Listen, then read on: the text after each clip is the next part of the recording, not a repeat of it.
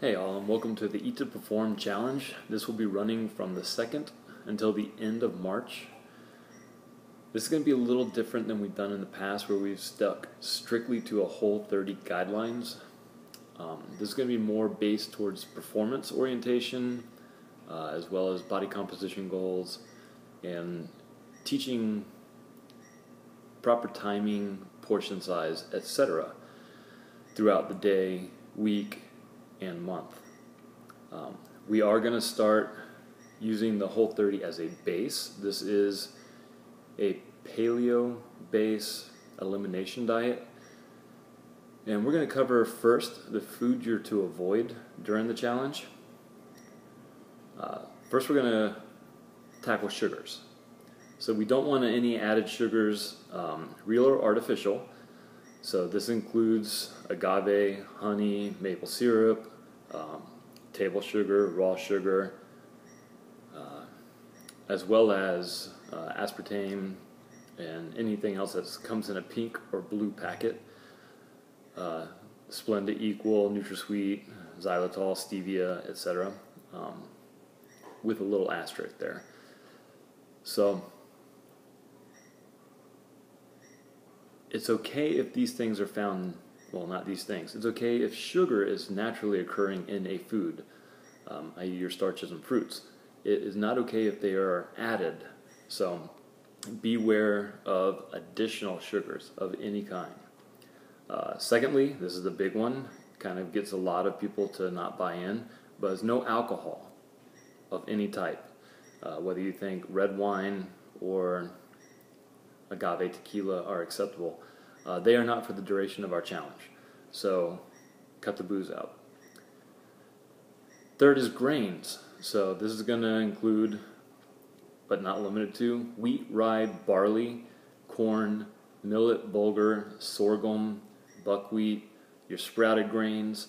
We are going to make some exceptions here. So gluten-free rolled oats will be allowed, as well as white sticky rice and quinoa. I'm going to cover each of those individually. Make sure that the oats are gluten-free. You're going to be less likely to get cross-contamination this way. You're going to get a better product. We don't want the Quaker quick oats that are loaded with sugar, so be wary of that. Red Mill makes a really good brand, as well as the Irish steel-cut oats. Your rice, we don't want a whole grain, wild, mixed, Spanish, etc. These are very heavily processed, so stick to only white sticky rices, such as sushi rice or jasmine rice. And finally, quinoa. We are making an exception for this. Understand that this is to be used as a carb source, which I will go into when we talk about timing. It is not a protein source. I don't care what the hippies argue it as. If you try and get an adequate amount of protein out of quinoa as your primary source of protein, you're going to end up being super squishy fat because the carb to protein ratio is ridiculous. But again, I'm going to go over timing and serving sizes in a little bit. Legumes. So we're looking at all beans. Black, pinto, kidney, fava, peas, chickpeas. We will allow for green beans, but they're gross. Wax beans are fine. Peanuts are still off. Even though I am making some exceptions, they are highly inflammable. The whole point of this is to cut down on some systemic inflammation, aid in recovery, etc. So the profile for the peanut is not ideal for our circumstances during this challenge. So put your honey roasted peanut butter to the back of the pantry. Dairy in all forms, with the exception of heavy whipping cream, grass-fed butter, and ghee.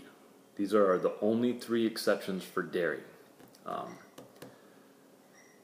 And we will allow for some whey proteins, but I'll get into that later. But you do need to eliminate milks, cheeses, half and halves, and anything that goes down from there. So you can do without them for 30 days. This is a big one. Don't try and recreate junk food out of healthy ingredient items. So there are no paleo pancakes, brownies, etc. We are allowing for white potatoes on this, but please do not mistake that for the allowance of fast food French fries. Your portion sizes aren't going to be ideal. You don't know the circumstances in which they were processed. There's a chance for cross-contamination. So keep potatoes in your kitchen. All right. Now that we've covered what's off limits, what's on limits. So lean proteins. Lean proteins, beefs, poultry, pork, seafood and fish. Lamb, moose burgers, beefalo, buffalo, wild game, etc. What we don't want is highly processed meats. So bolognas, sausages, most deli meats are off the table. Bacon should be, but if you have to have it, you need to go out of your way to find nitrate-free, uncured bacon. So if the cost benefit is there for you, by all means, hunt it down, find it, and I would say use it as an indulgence, not an everyday thing. Eggs, egg whites, these are also high up there. So keep it varied. Don't just have a stagnant routine diet. Don't burn yourself out on one thing. So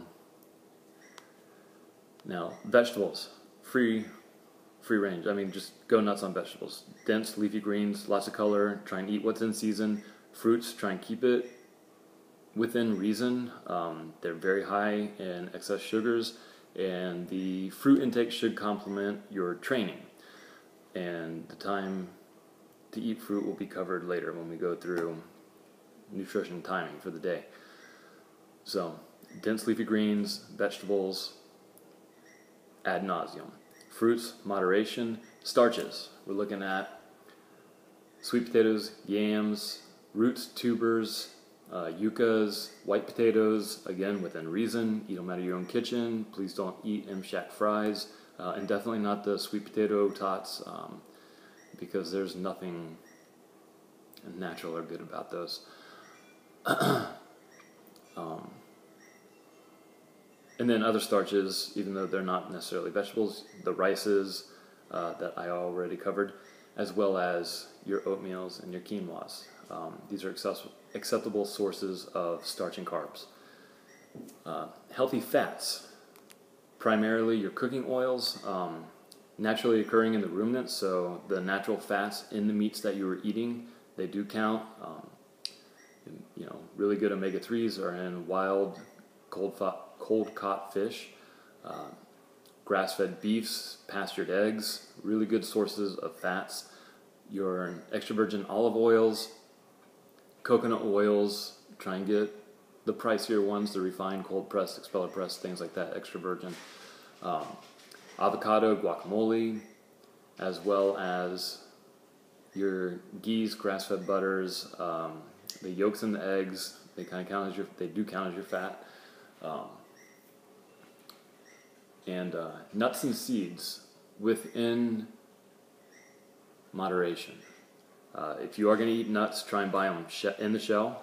You're less likely to overeat when you have to stop and actually hand shell them.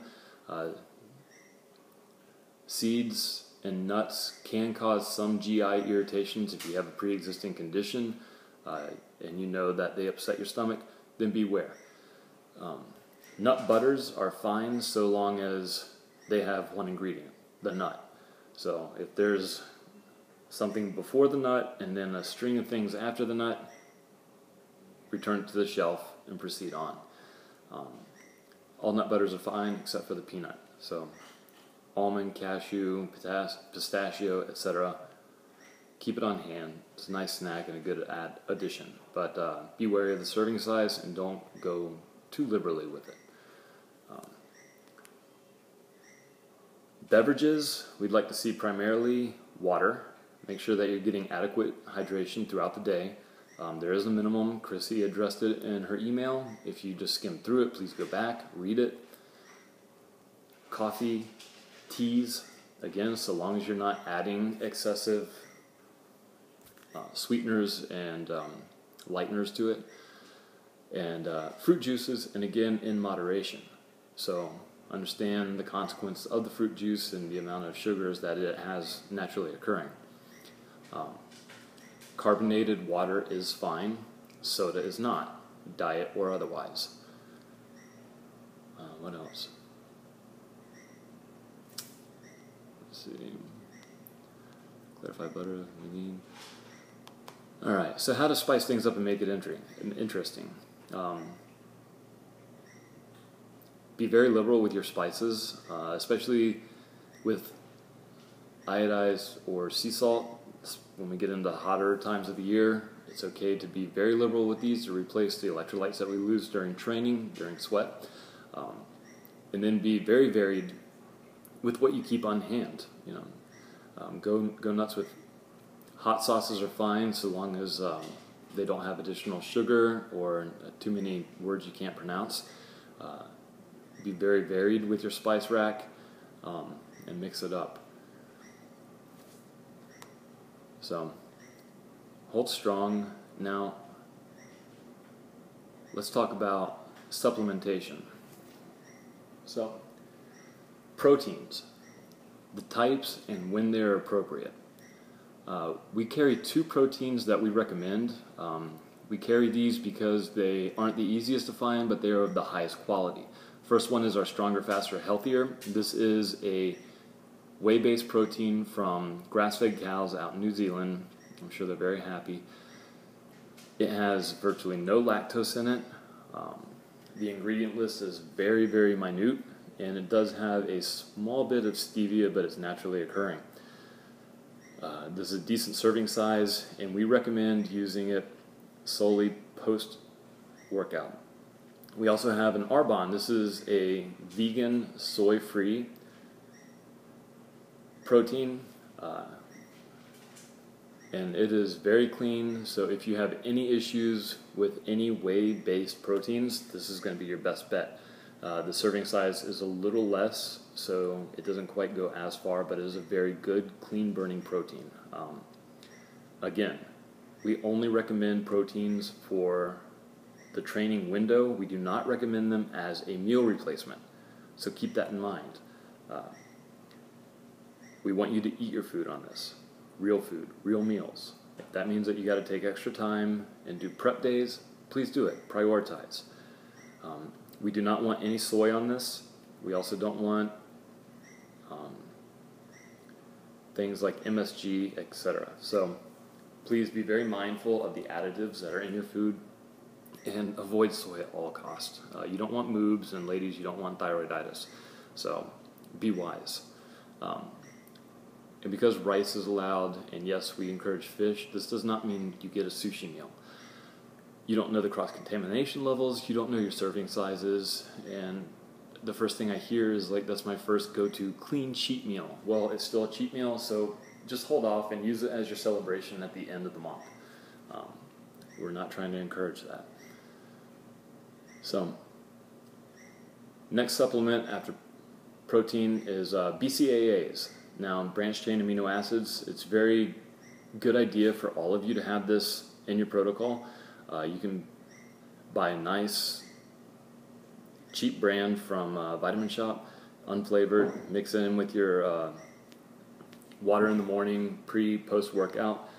If you've gone a while between meals and you're about to train, throw in about 15-20 grams of BCAAs, and it'll actually help through your workout and keep you from going catabolic and aid in muscle recovery, etc. It's not a bad idea to have BCAAs in the game. And if you have further questions on them, I'll go into them more detail individually. There's really no upper limit that's a factor on these. If you stay somewhere between 20 to 40 grams a day, it'll help aid in muscle recovery, lean muscle mass, etc.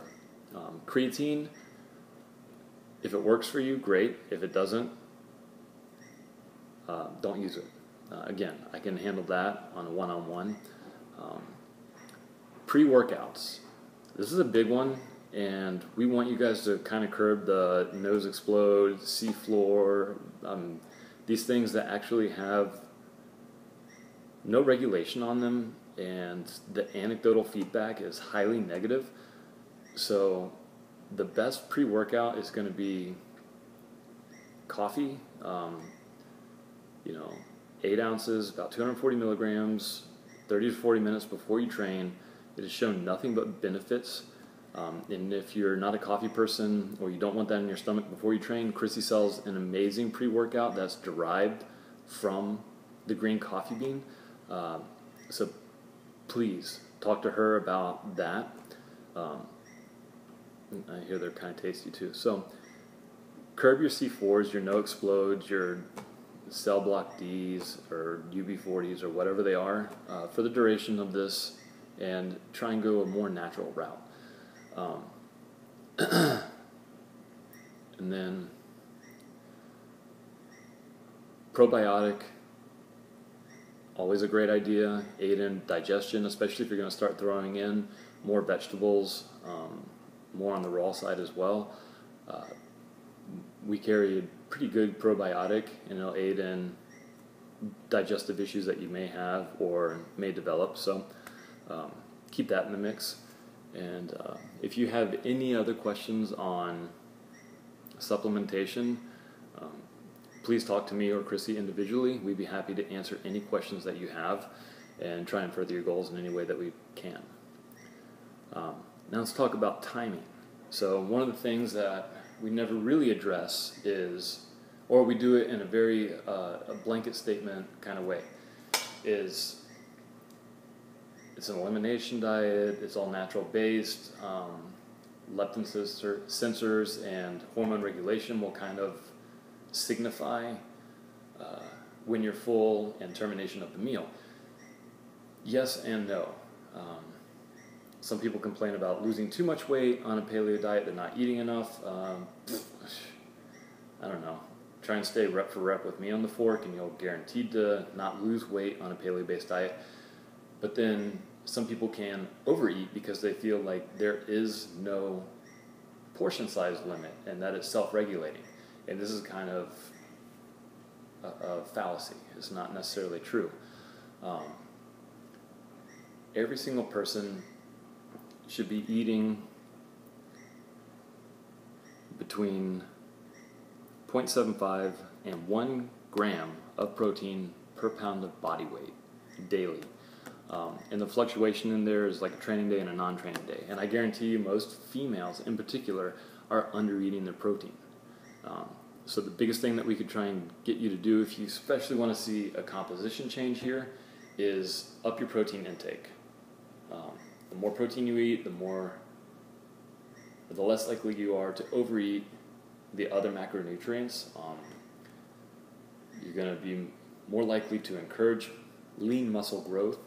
This doesn't mean you're going to bulk and burn body fat. So